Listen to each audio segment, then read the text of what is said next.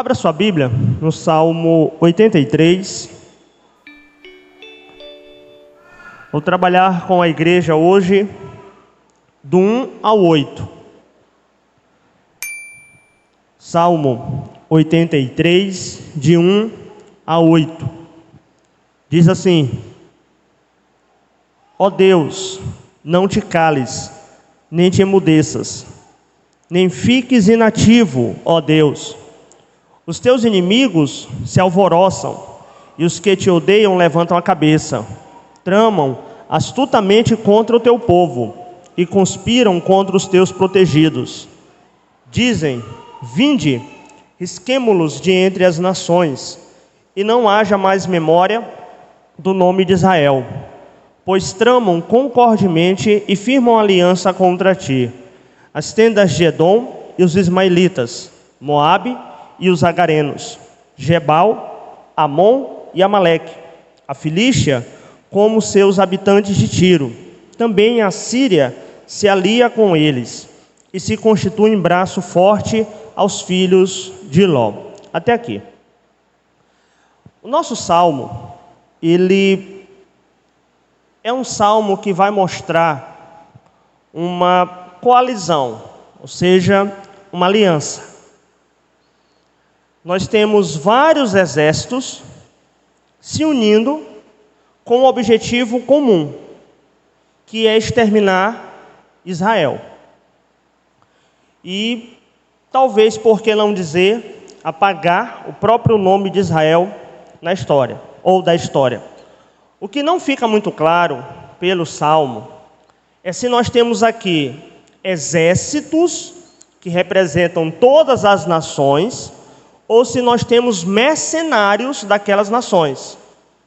Porque o que era também muito comum naquela época?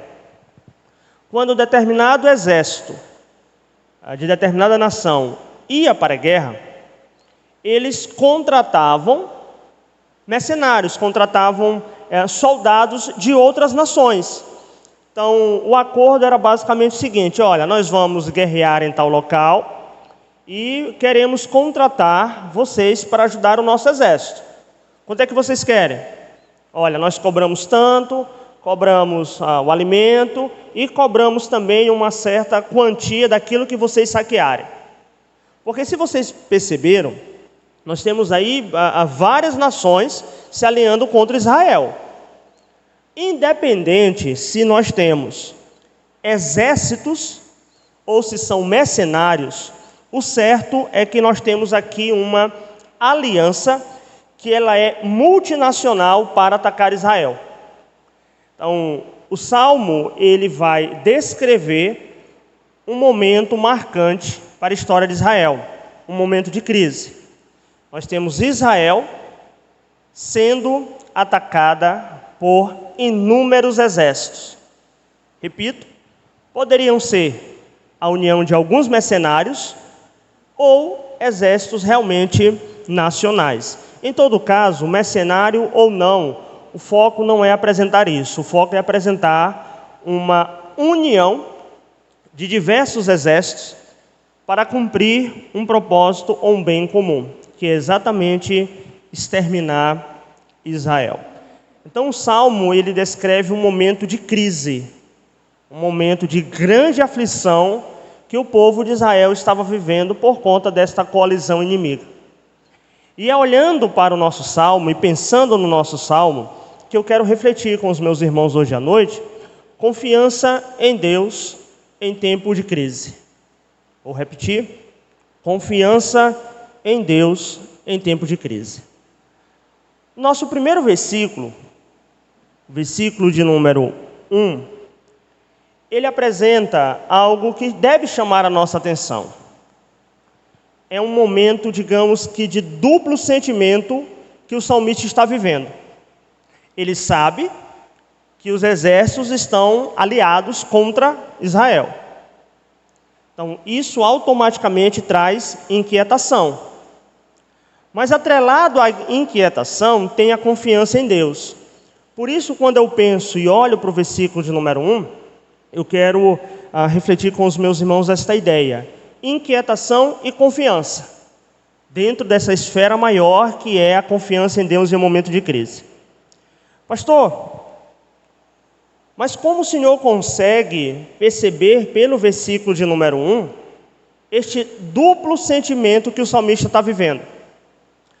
Olhem para o versículo de vocês, e ele por 3 vezes vai repetir a mesma coisa, no versículo 1, 3 vezes. Não te cales, não te emudeças, nem fique inativo.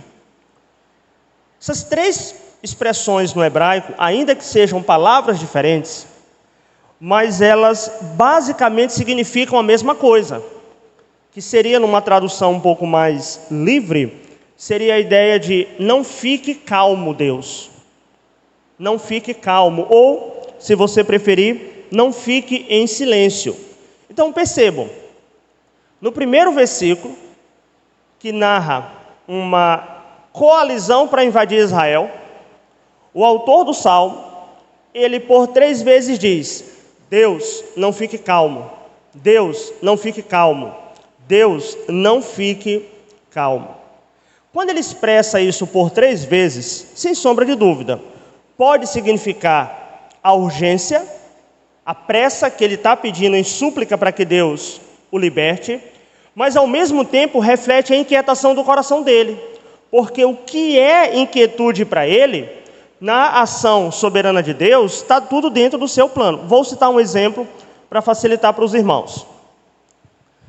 Quem é casado entende muito bem o exemplo que eu vou utilizar. Eu acredito que, via de regra, dentro de qualquer relacionamento, tem um que fica inquieto mais fácil e tem aquele que consegue manter a calma também, independente da situação. E para aquele que é inquieto, quando ele vê ou vive uma situação de inquietude, ver a calma do cônjuge traz mais inquietude para ele. Porque é como se ele tiver... Imaginem, eu vou citar o exemplo lá de casa.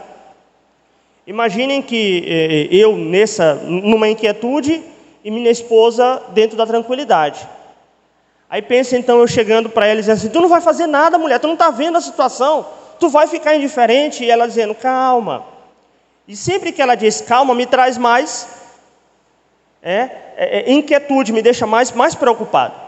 Quando eu olho para o verso 1 e vejo o salmista clamando a Deus: não fique calmo, não fique calmo, não fique calmo, isso reflete como ele estava aflito, como ele estava preocupado com a situação, como ele estava angustiado, porque ele estava prestes a ver Israel ser invadido por diversos exércitos.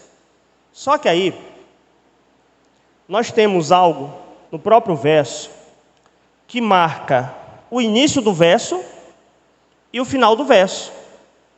O que nós temos aí, depois que ele diz, não fique calmo, não fique calmo, não fique calmo. O versículo começa com Deus e termina com Deus. Percebam isso.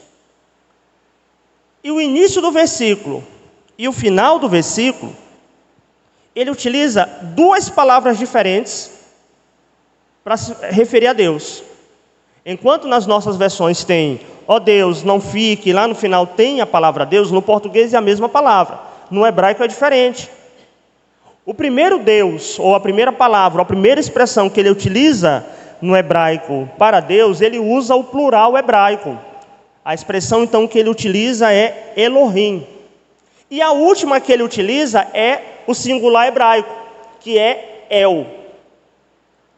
E tem diferença da primeira para a segunda palavra. O termo que é utilizado para Deus para Elohim, ou Elohim, se você assim preferir, ele é um termo que destaca o Deus criador e soberano.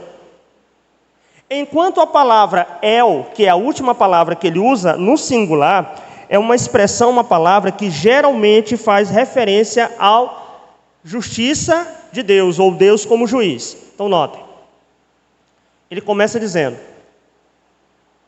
chamando Deus, do Deus criador de todas as coisas e sustentador. Ele mostra a inquietação do coração dele. Não te cales, não te cales, não te cales. É porque é como se ele estivesse dizendo, eu estou agoniado. Faça alguma coisa, Deus. E aí ele encerra o primeiro versículo com a palavra El. O que nós temos então aqui para entendermos dentro dessa situação de crise expressa no versículo de número 1? Uma vez que ele começa o versículo com o Deus Criador, sustentador, mostra a inquietação dele e termina com o Deus justo e juiz das nações, ele basicamente está fazendo uma súplica, mostrando que ele está inquieto, mas fazendo uma súplica pela proteção do Deus Criador e sustentador de todas as coisas, o Deus sustentador e criador do universo, para que este Deus soberano venha intervir diretamente contra as nações inimigas para agir como juiz. E isso é interessante. Ele diz, eu clamo ao Deus soberano, eu estou inquieto, mas ao mesmo tempo que eu clamo ao Deus soberano, eu clamo ao Deus que irá fazer justiça. O que nós podemos entender disso aqui quando eu falei para os irmãos no início? Buscando, compreender esta confiança em Deus em um momento de crise. Uma vez que nós temos no versículo 1, dois sentimentos que o salmista expressa por meio das palavras. O primeiro, que eu destaquei para vocês, é a inquietude. E o segundo é a confiança em Deus.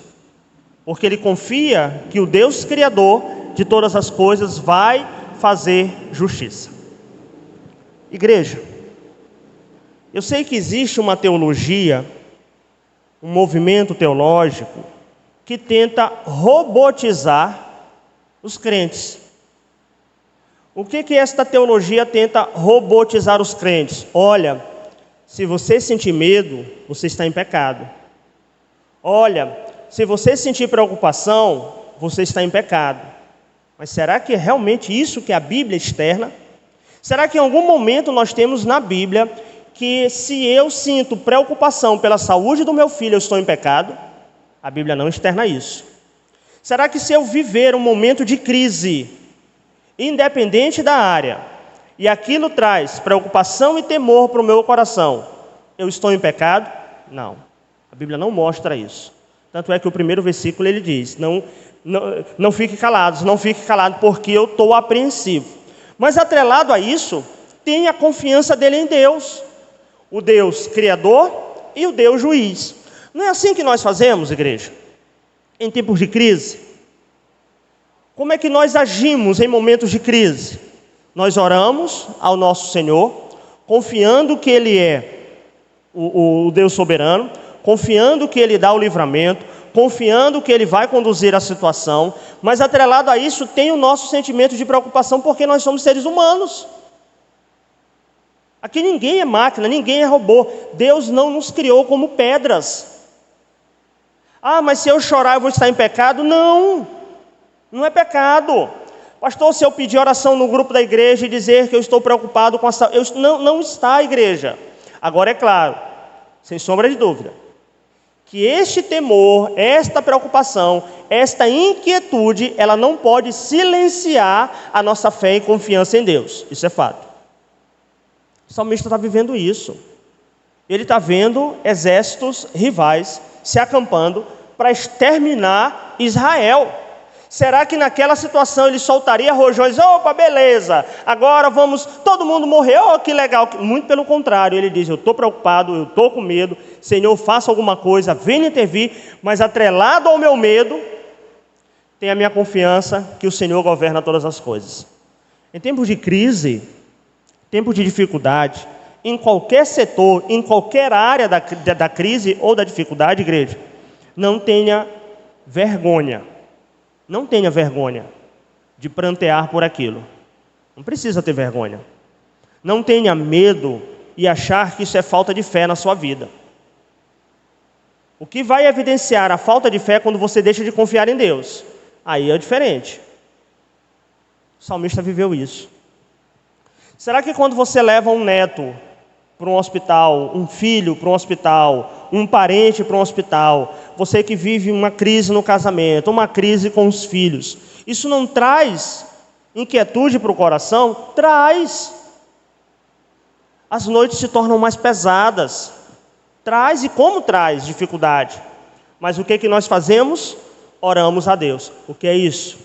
Inquietude e confiança. Inquietude e confiança. Não tem por que temer. Não tem por que achar que esse tipo de sentimento vai evidenciar uma falta de fé. Me mostrem um ser humano que tenha vivido uma crise e não tenha passado por uma inquietude emocional. Me mostrem. Não existe, igreja. Nós não temos um versículo que diga, não sinta nada.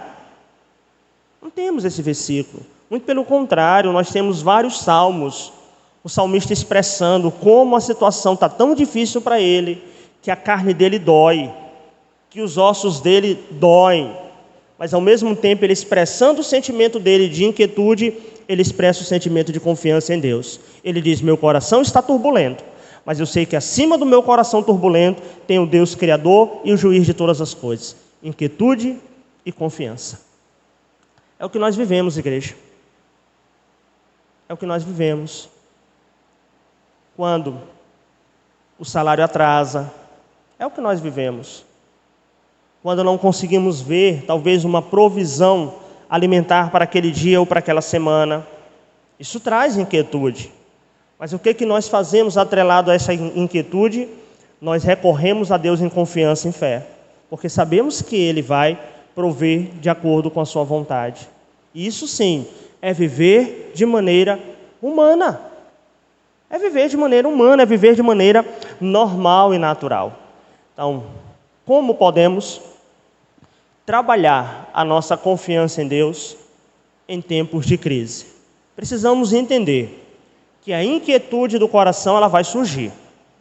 Mas atrelado a isso tem algo que é muito maior, que é a nossa confiança em Deus. E eu vou dizer mais para a igreja. Confiança em Deus não está relacionada ao que eu sinto, mas o que eu sei daquilo que Ele revela na sua palavra. Isso é confiança em Deus. Confiança em Deus não é sentimento. Confiança em Deus é a certeza e a convicção do que Ele diz na sua palavra. Se Ele disse na sua palavra que Ele não vai abandonar o seu povo, eu tenho que ter certeza que Ele não vai abandonar, ainda que meu coração duvide disso. Pastor, mas é conflitante. É, porque a palavra de Deus fala mais alto do que o meu coração. Isto é confiar em Deus. Os versos seguintes, do versículo de número 2 ao versículo de número 4, nós temos aqui a apresentação da crise. No primeiro versículo, ele apresenta a inquietude e sua confiança. Do versículo de número 2 ao versículo 4, ele apresenta a crise que ele estava vivendo, ou o que a nação estava prestes a viver. Vamos reler? Os teus inimigos se alvoroçam. Os que te odeiam levantam a cabeça. Tramam astutamente contra o teu povo e conspiram contra os teus protegidos. Dizem, vinde, risquemo-los de entre as nações, e não haja mais memória do nome de Israel. Qual era a crise que a nação estava prestes a viver? Extermínio. Extermínio. Era isso que os exércitos inimigos estavam preparados.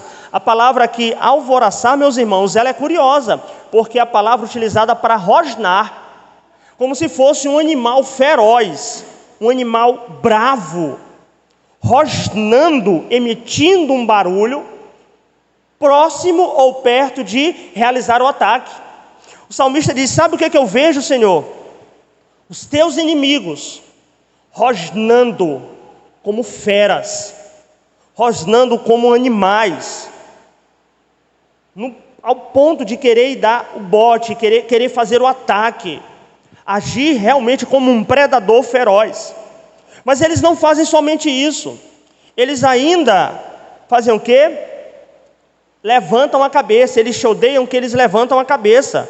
Meus irmãos, isso aqui dentro do contexto do Antigo Testamento, dentro do contexto bíblico, faz referência a um gesto de superioridade.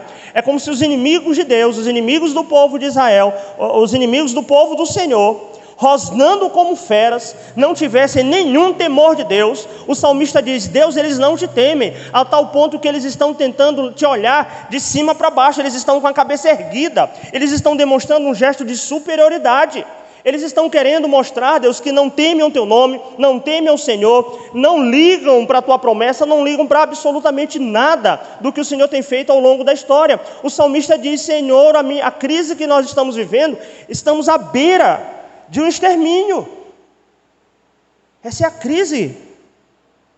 É um ódio que está sendo apresentado, personificado, demonstrando a gravidade da situação em que eles estavam vivendo. O versículo ainda de número 3, ainda apresentando esta situação de crise, diz: eles tramam astutamente contra o teu povo. Meus irmãos, aqui a palavra tramar está relacionada a uma assembleia, a um concílio. Era uma reunião para cumprir um objetivo comum. E notem, nós temos exércitos de várias nações, mas eles se reúnem, tramam como se fosse uma grande assembleia, um grande concílio, deixam de lado as diferenças deles para cumprir um propósito: exterminar o povo de Israel. É uma reunião com uma finalidade, a reunião com um objetivo. O versículo 4,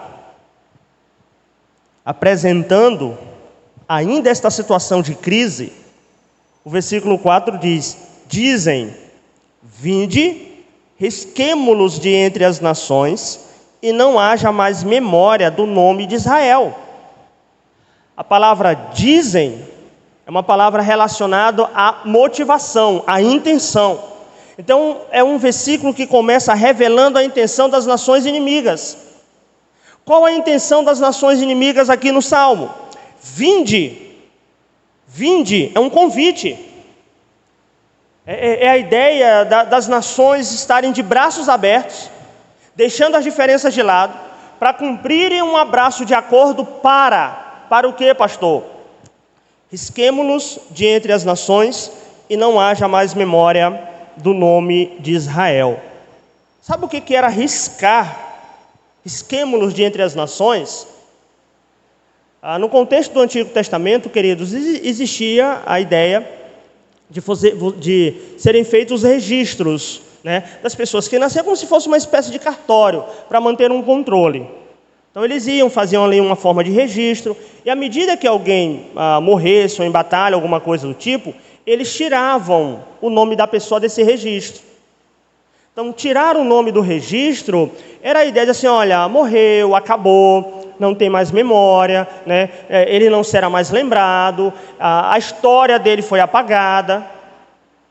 Os inimigos de Israel, concordemente, formam uma coalizão, e o objetivo em comum que eles têm é: risquemo-los de entre as nações, vamos exterminar, não vamos deixar um vestígio sequer da história deste povo. Este povo precisa ser apagado da história. Esse povo não pode ser lembrado da história. Tanto é que eles dizem: não haja mais memória em nome de Israel. É matar a descendência, não ter filhos, é não ter, queridos, um vestígio sequer daquela história. Eu pergunto para vocês: como o coração de uma nação fica nesse tipo de situação?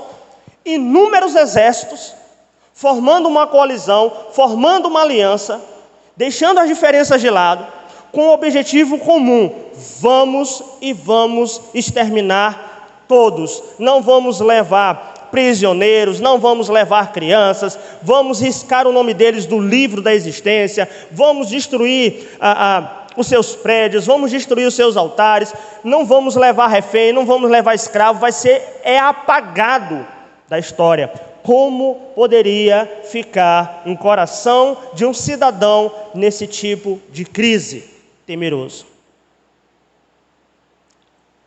Eu ficaria com muito medo.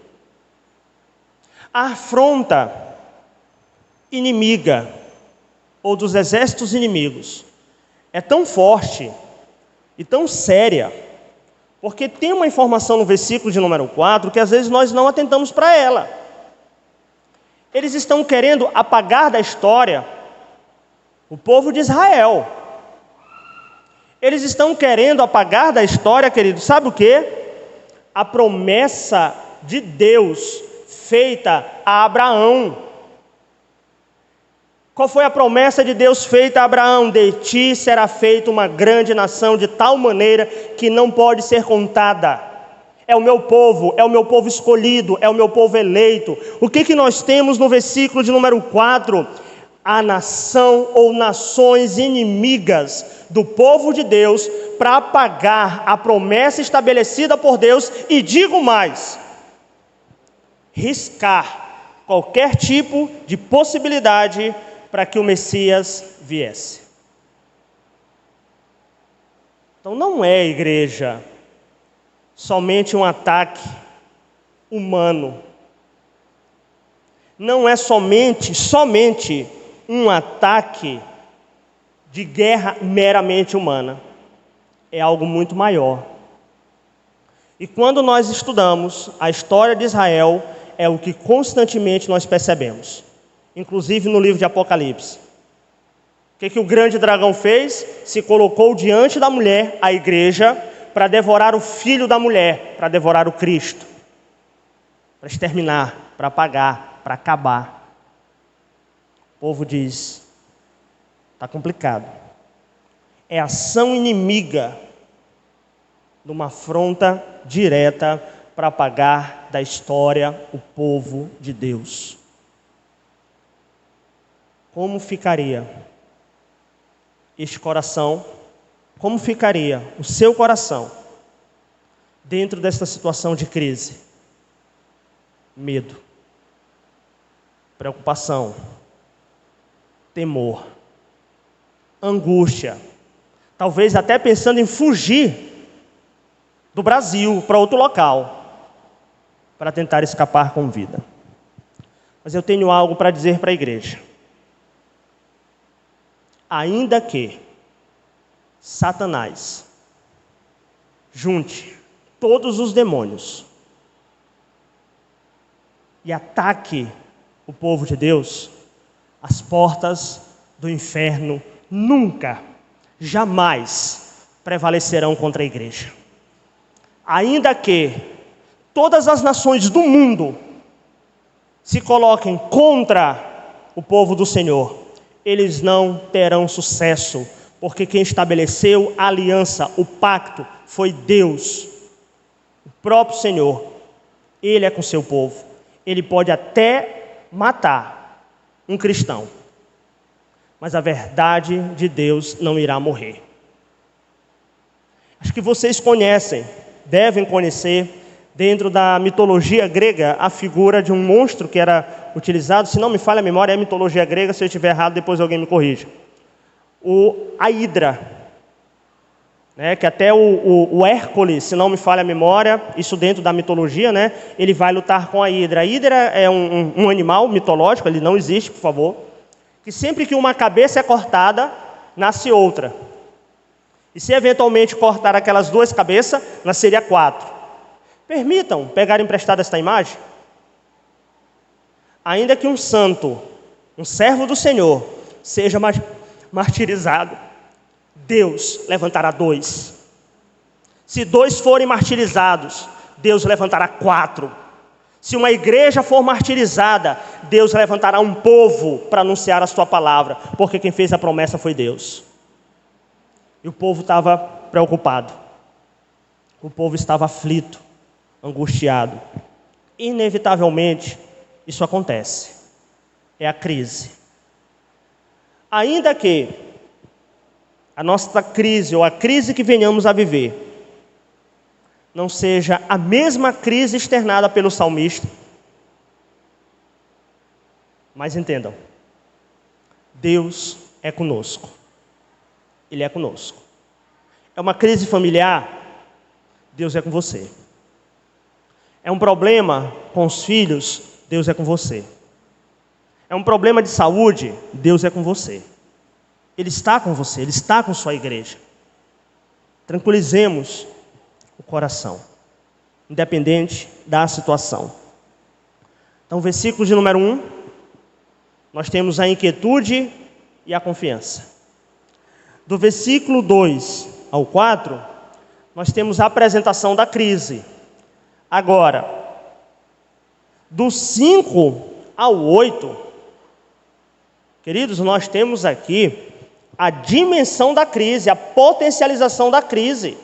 Olha só, observe, eu vou explicar cada uma, claro, eu não vou explicar de maneira delongada, mas olha, só vá conferindo assim mentalmente.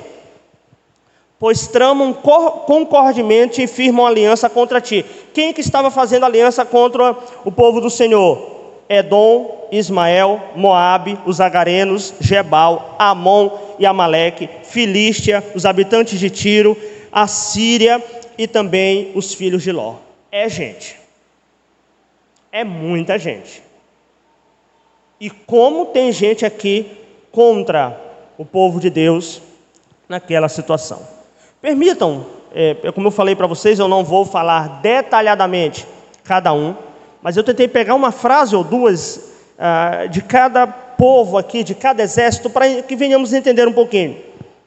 Edom eram os descendentes de Esaú, né? Irmão de Jacó. Então, esse ressentimento entre os edomitas e Israel, isso é nutrido há muitos anos, tá? Muitos e muitos anos, muito tempo. Os ismaelitas são os filhos, no caso, de Agar, que teve com Abraão, fora do pacto da promessa. Para piorar a situação, não sei se eu posso dizer isso, os ismaelitas, eles eram considerados guerreiros ferozes. Guerreiros ferozes.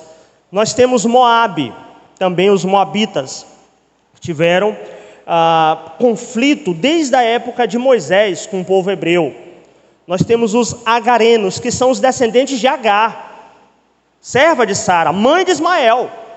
Da mesma forma, eles eram nômades, eles eram guerreiros e conhecidos pela habilidade que eles possuíam com arco e flecha. Então nós não estamos falando aqui, queridos, observem bem, de pessoas despreparadas.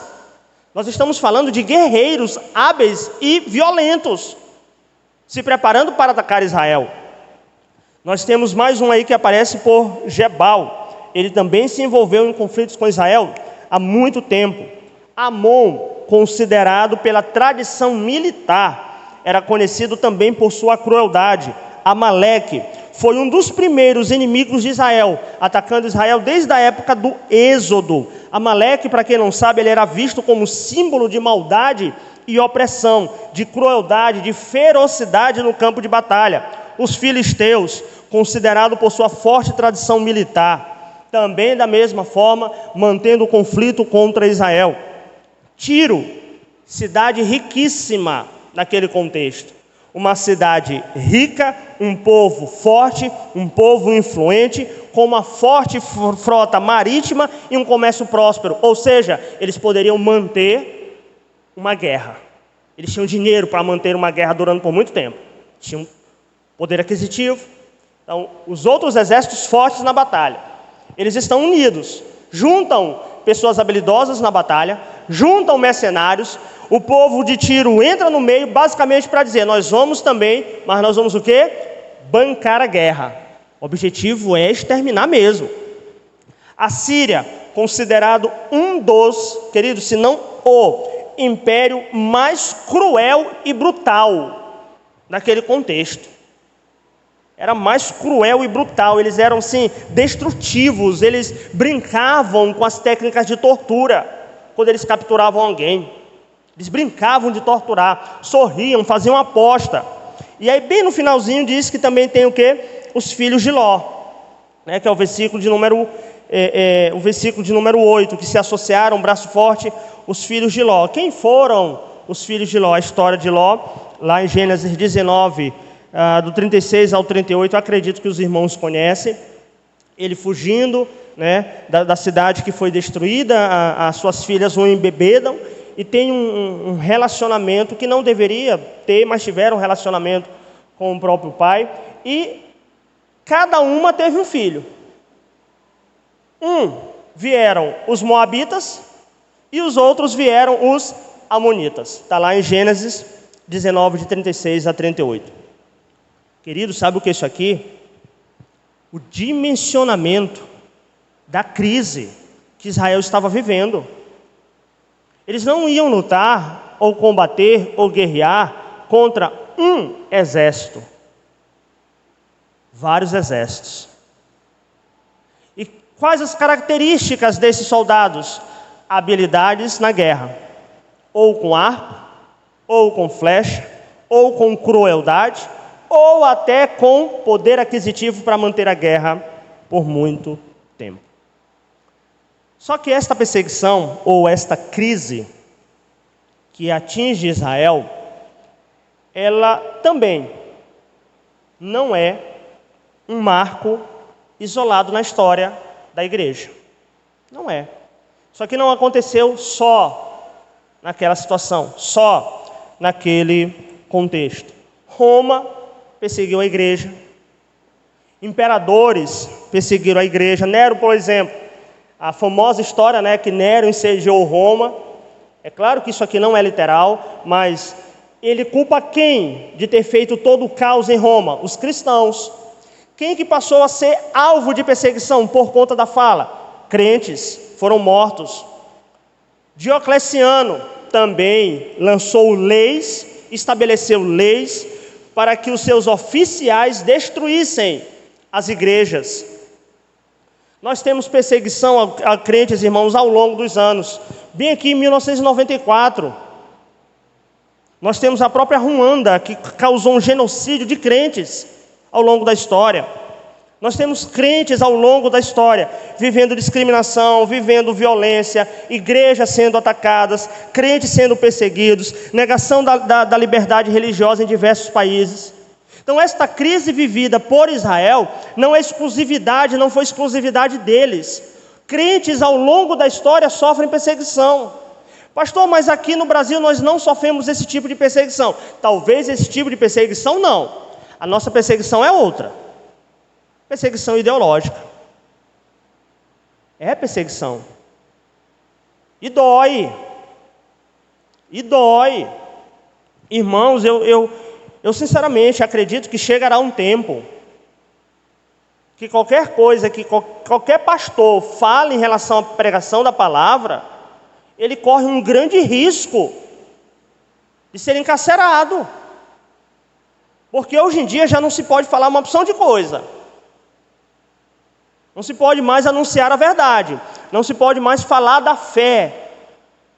Você não pode mais dizer o que a Bíblia fala sobre gênero. Porque se você falar, você corre um grande risco de parar na cadeia. O que é isso, igreja? Perseguição. Perseguição. Hoje um pai e uma mãe não pode mais corrigir o filho. Não pode, eu não estou nem falando de dar a palmada, porque isso também é bíblico. Estou falando de chamar a atenção do filho, corrigir um filho. Não pode mais. Porque o pai ou a mãe que corrige um filho, se qualquer vizinho fizer uma denúncia, quem é que vai preso? O pai e a mãe. Não estou falando de espancamento, não estou falando de tortura, tá? Não estou falando disso não. Não pode. Perseguição cultural, perseguição ideológica, perseguição religiosa. Nós vivemos isso. E como vivemos? Já conhecemos, e os irmãos conhecem, casos de pastores que são processados porque foram obrigados a ter que realizar determinado tipo de casamento que a Bíblia não permite.